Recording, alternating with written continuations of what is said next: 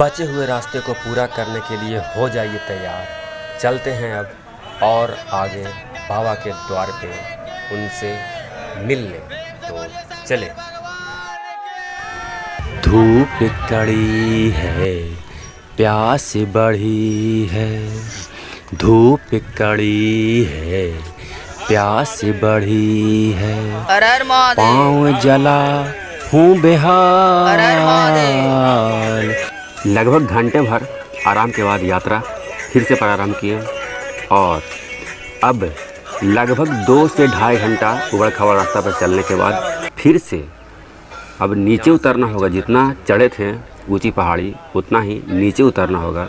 और ये गायों का एक झुंड, फिर से गौ माता का एक झुंड, सुंदर दृश्य। और ये देखिए यहाँ से 4 व्हीलर जाने का रास्ता है। बीच बीच में आपको पहाड़ी पे 4 व्हीलर का रास्ता मिल जाता है कहीं कहीं पे देखने के लिए। 4 व्हीलर से अभी बहुत कम ही लोग आते हैं, ज़्यादा लोग तो पैदल मार्ग से ही जाते हैं, क्योंकि ज़्यादा अच्छा लगता है पैदल मार्ग से ही आने से। लेकिन कुछ लोग जो सामर्थ्य नहीं हो पाते हैं वो आते हैं गाड़ी से। अभी ज़्यादा बाइक से लोग आते हैं और बाइक पे जाने के लिए लगभग एक आदमी का 250 से 300-400 रुपये तक ले लिया जाता है, सिर्फ छोड़ने का एक तरफ का। हालांकि बहुत सारे लोग अपनी बाइक से भी यहाँ आते हैं। और इसके बाद अब यहाँ से बिल्कुल खाड़ी ढाल उतरना होगा और इसे उतरने में भी लगभग 1 घंटा का समय लगेगा। और ये भी रास्ता उतना ही कठिन है, इसे भी लगातार आप नहीं उतर सकते हैं। इसे उतरने के लिए भी रुकना पड़ता है 2 से 3 बार, उसके बाद ही आप नीचे। देखिए ये रास्ता है जो 4 व्हीलर का, फिर से मिल गया ये रास्ता। कहीं कहीं पे ये रास्ता मिलते रहता है 4 व्हीलर का बार बार, क्योंकि 4 व्हीलर का रास्ता है जो लॉन्ग है और जो पैदल मार्ग है वो शॉर्ट होता है। इसलिए ये नीचे की ओर जाते हुए, और यहाँ का वातावरण देखिए, पहाड़ी ही पहाड़ी नज़र आ रहा है। और बीच में बहुत बड़ा ये खाई है। एक पहाड़ी पे हम लोग खड़े हैं और ये दूसरे तीसरे चौथे सब पहाड़ी है और बीच में बहुत बड़ा खाई है और इसमें से एक नदी बह रही है। ये कैमूर पहाड़ियों की श्रृंखला है जो विंध्य की पहाड़ियों से जुड़ी हुई है, जो बिहार, उत्तर प्रदेश, मध्य प्रदेश तक जाती है। लगातार श्रृंखला, लंबी श्रृंखला ये पहाड़ियों। और अब यहाँ शुरू होता है खड़ी ढाल, जिसे पार करना है और घंटों भर का समय लग सकता है। लोग इतना थक जाते हैं। देखिए यहाँ एक पड़ाव है बैठने का और इसके ठीक बगल में एक झरना भी है, लेकिन पानी नहीं रहने के कारण कोई नहा नहीं रहे हैं। लोग थक के बैठे हुए हैं यहाँ पे और कुछ लोग लगातार उतर भी रहे हैं, लेकिन बैठना भी पड़ रहा है। बहुत खड़ी ढाल है, बहुत दुर्गम रास्ता है। मात्र 3 से 4 फीट का ही ये रास्ता है। कहीं कहीं पे इतना संकरा है, अगर ज़रा सा पैर पिछला कि गए आप सीधे खाई में। और पैर में यहाँ का छरी सब गड़ता है तो हालत ख़राब हो जाता है। देखिए एकदम 3 से 4 फीट का ही ये रास्ता है और इसके दाहिने तरफ बहुत बड़ी खाई है, तो बहुत संभल के उतरना होता है यहाँ से, बहुत संभल के। बहुत ही गहरी खाई जिसे संभल कर पार करना है। और अभी टाइम 3:30 बज चुका है। देखते हैं कितना बजे पहुँचते हैं अपने गंतव्य स्थान पे।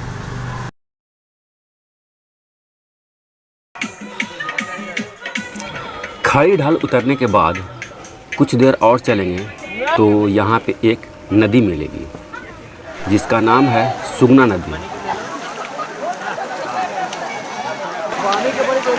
ये देखिए ऊपर से भी जाने का सुविधा दिया गया है। इस रास्ते, इस मार्ग से जाने वाली बहने वाली सबसे चौड़ी नदी है।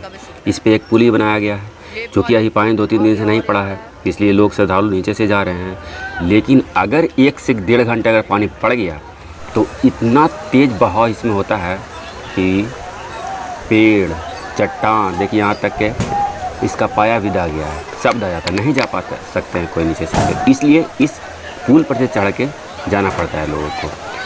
हम लोग भी बहुत थक चुके हैं, इसलिए थोड़ा स्नान कर ले रहे हैं। इसके बाद फिर से यात्रा शुरू करेंगे यहाँ से। और ये जो पुल है, इस पुल का निर्माण जो करते हैं वो प्रत्येक श्रद्धालु से 5-10 रुपये लेते हैं और लेना भी चाहिए। बहुत मेहनत से ये पुल का निर्माण करते हैं और बहुत रिक्सी भी है कि सरकार को ध्यान देना चाहिए। पक्के पुल का निर्माण बहुत ज़रूरी है यहाँ पे, बहुत ज़रूरी है, क्योंकि हमेशा यहाँ बाढ़, जब 1-2 घंटा पानी पड़ा बाढ़ आ गया। तो इस पुल का तो कोई भरोसा नहीं है, थोड़ा कमज़ोर है। अगर यदि सरकार पुल बनवा देती है तो आने वाले समय में बड़ी दुर्घटना को रोका जा सकता है, नहीं तो बैठ के इंतज़ार करना पड़ेगा। जब रफ्तार पानी का कम जाएगा घंटे 2 घंटा के बाद, तभी जा सकते हैं, और दूसरा कोई उपाय नहीं है। देखिए कितना मुश्किल है इस पुल से जाना। सबका बस की बात नहीं है इस पुल पे चढ़ के पार होना। इस पुल से उतरने के आधा घंटा बाद आखिर में अपने गंतव्य पर पहुंच ही गए। रास्ता है और इस रास्ता से देखिए पहुंच चुके हैं। ये सामने जो दिख रहा है वही गुप्ता धाम का दरबार है, वही। और ये लास्ट नदी है, सबसे लास्ट नदी। शीतल कुंड से जो पानी गिरती है झरना के माध्यम से, यहीं से होकर के आगे बहती है। और अब पहुंच चुके हैं यहाँ के बाज़ार में। छोटा मोटा यहाँ बाज़ार भी है और पूजा का सामग्री यहाँ बिक रहा है। अभी 4:45 बज चुका है और 6:45 में चले थे, यानी कि 10 घंटा लग गया, जिसमें 3 घंटा आराम किए होंगे। और ये रहा मुख्य द्वार। पहले गेट नहीं लगा हुआ था, अब गेट लग गया है। इस गेट से अंदर जाकर के थोड़ा सीढ़ी दिख रहा है ना, सीढ़ी से ऊपर चढ़ना होगा। और ऊपर चढ़ने के बाद पहुँचेंगे परिसर में, गुफा के परिसर में, जहाँ से अंदर प्रवेश होता है। ये देखिए सीढ़ी है और इस सीढ़ियों से ऊपर की ओर जा रहे हैं। ये घंटी उंटी कुछ टंगा हुआ है और ये सामने जो दिख रहा है वही परिसर है। ये देखिए परिसर में पहुंच चुके हैं और ये सामने गुफा का मेन दरवाज़ा, यही है सबसे मेन दरवाज़ा। यहाँ पे परिसर है और यही गुफा के ठीक बाहर जहाँ घंटी टंगा हुआ है उसके ठीक नीचे भस्मासुर भस्म हुआ था। यहीं पे भगवान विष्णु के द्वारा मोहिनी रूप धारण करके भस्मासुर को भस्म किए थे। यहाँ यहीं पे देखिए ये जो ओम लिखा हुआ है ना, उसके ठीक सामने भस्मासुर। और कितना कष्ट से सब निकल रहे हैं, देख रहे हैं। सांस लेने में बहुत तकलीफ़ होता है यहाँ अंदर गुफा में, क्योंकि गुफा लंबी है, लगभग 400 से 500 मीटर लंबी है। पहले नीचे उतरना होता है, फिर ऊपर चढ़ना होता है। और ये देखिए मंदिर परिसर में कुछ और देवी देवताओं की मूर्तियाँ। चूँकि गुफा में जाने से पहले यहाँ शीतल कुंड में स्नान करके और वहाँ से जल उठा करके ही जाना होता है। ये मंदिर परिसर में घंटी उंटी टंगा हुआ है। तो चलते हैं शीतल कुंड की ओर। ये रास्ता है शीतल कुंड का। सीता कुंड का रास्ता तो यही है, लगभग 2 किलोमीटर की दूरी पे सीता कुंड है यहाँ से। तो चलते हैं सीता कुंड। शीतल कुंड जाने के लिए भी छोटी छोटी 2 नदियाँ को पार करना पड़ेगा। अभी तो पानी कम है इसलिए पार कर जा रहा है आराम से, लेकिन इसे ही पार करने में कठिनाई होती है, क्योंकि रफ्तार ढलकाव है, रफ्तार बहुत तेज़ होता है, इसलिए कठिनाई होती है। देखिए यहाँ लिखा हुआ है दुर्घटना संभावित क्षेत्र, क्योंकि यहाँ लैंडस्लाइड होता है, पत्थर खिसकते हैं ऊपर से, बहुत ऊंचा से पानी गिरता है तो पत्थर खिसकते हैं। तो ये भी रास्ता आसान नहीं है, थोड़ा सा आगे दुर्गम रास्ता है। अभी तो थोड़ा प्लेन मिल रहा है, देखिए यहाँ से दुर्गम रास्ता हो जाता है। इसके बाद आप नीचे की ओर उतरेंगे, तब जाके पहुँचेंगे शीतल कुंड में, जहाँ झरना गिरता है, बहुत ऊंचाई से गिरता है झरना। और उसी देखिए ये झरना परिसर में पहुँच चुके हैं। यहाँ ऊपर से कितनी ऊंचाई से झरना गिरा। हालांकि झरना की रफ्तार बहुत कम है, क्योंकि पानी नहीं पड़ा है। पानी पड़ता है तो इसका रफ्तार बहुत मोटा हो जाता है और मोटे धार से होकर गिरती है यहाँ। हालांकि यहाँ लिखा हुआ है कि दुर्घटना संभावित क्षेत्र है, उधर नहीं जाएं, फिर भी लोग पहाड़ के एकदम करीब जा के नहा रहे हैं। लैंडस्लाइड होता है तो यहाँ बहुत ढेर सारा पहाड़ एक बार में खिसकता है। देख यहाँ पे खिसका है जो हरा हरा दिख रहा है, पत्थर ही गिरा है, बहुत सारा मलबा गिरा है। तो दुर्घटना संभावित क्षेत्र है, तो लोगों से आग्रह है कि उतना नज़दीक जा कर के ना नहाएं, बाहर से ही नहाएं। देखिए ये लोग क्या श्रद्धालु नहीं हैं, यहीं से नहा रहे, लेकिन वो लोग उतना अंदर घुस कर नहा रहे। देखिए कितना, देखिए यहाँ से भी खिसकने वाला है, आज न कल यहाँ से भी खिसक जाएगा। देखिए और यहाँ पर ठीक खिसका है, 1 से 2 साल पहले ये खिसका है, पत्थर गिरा है नीचे। स्नान के बाद यहीं से जल ले जाकर श्रद्धालु बाबा गुप्तेश्वर नाथ को समर्पित करते हैं। और ये लोग लाइन में खड़ा हैं। अब लगभग 1 से सवा घंटा लाइन में खड़े रहने के बाद हम लोगों की बारी आता है गुप्तेश्वर नाथ के गुफा में अंदर प्रवेश करने का। तो अब देखते हैं कि गुफा कितना लंबी है और कितना दुर्गम रास्ता है ये। तो ये अब अंदर प्रवेश करने वाले हैं और अब गुफा में प्रवेश कर रहे हैं। शुरू हुआ गुफा में, जय गुप्तेश्वर नाथ की जय। और यहीं पे भगवान विष्णु का एक छोटा सा मूर्ति स्थापित किया गया है, क्योंकि यहाँ का जो कथा है वो ये है कि एक बार भस्मासुर ने भगवान शिव से आशीर्वाद मांगा कि हम जिस पे हाथ रखें, जिसके सर पे हाथ रखें वो भस्म हो जाए। भगवान शिव प्रसन्न होकर दे दिए, क्योंकि वो तपस्या किया था। वरदान मिलने के बाद तो लोग समझ लेते हैं कि अब हम तो अमर ही हो गए हैं, तो सोचा कि क्यों ना भगवान शिव को ही भस्म कर दें, और इस कारण उसने भस्मासुर ने भगवान शिव के सर पे हाथ धरना चाहा, तो भगवान शिव को भागना पड़ा। और भागते भागते, और पीछे से भस्मासुर पीछा कर रहा था, भागते भागते भगवान शिव यहाँ पहुँचे।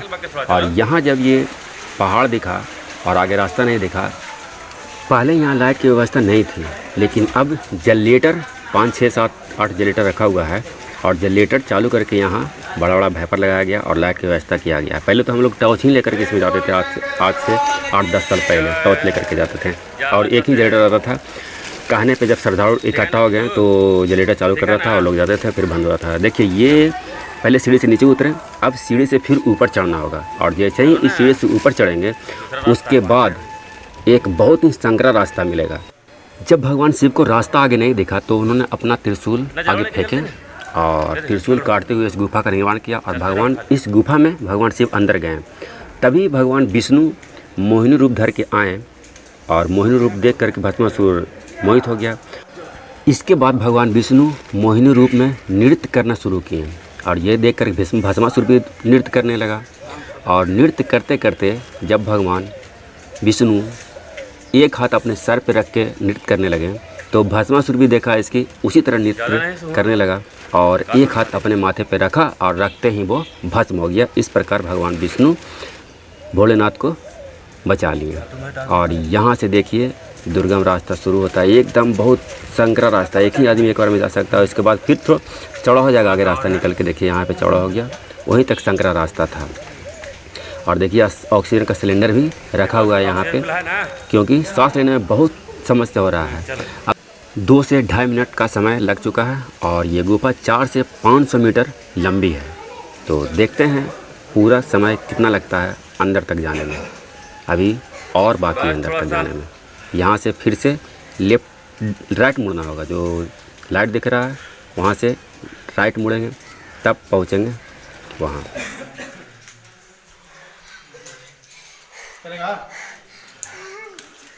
जब गुप्तेश्वर नाथ की गुफा में ऑक्सीजन की कमी के कारण श्रद्धालु घबराने लगे, तभी वहाँ के मैनेजमेंट वालों ने ऑक्सीजन टंकी को खोला।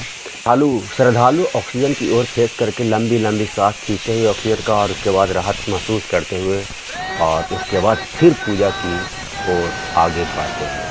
सोमवार को बहुत भीड़ रहता है। हम लोग के साथ जो 8 से 9 वर्ष का एक बच्चा था, वो इस दूरी को 80 से 90% तो पार कर गया, लेकिन अब उसे सांस लेने में तकलीफ होने लगा था, इसलिए उसे अब बाहर होना पड़ा, और वो बाहर हो गया। ऊपर जो मंदिर का आकार से बना हुआ है, वहाँ भगवान शिव के जटाओं बिखरे हुए हैं, और सब जटाओं से पानी टपा गिरते रहता है, और उसी बूंद से यहाँ हजारों शिवलिंग तैयार हो चुका है। ये जो शिवलिंग है यहाँ जिसका पूजा करते हैं हम लोग, वो प्राकृतिक शिवलिंग है, इसे बनाया नहीं गया है, ये खुद बना हुआ है, पानी टपक के और शिवलिंग का निर्माण हुआ है। ये पहुँच गया पूरे 4 मिनट लगा यहाँ तक आने में दरबार में। तेरा बुलावा अब जाके आया भोले बाबा, तू सुन ले पुकार, भोले बाबा तू सुन ले पुकार। हे माहेश्वर हे गुप्तेश्वर। शंकर भगवान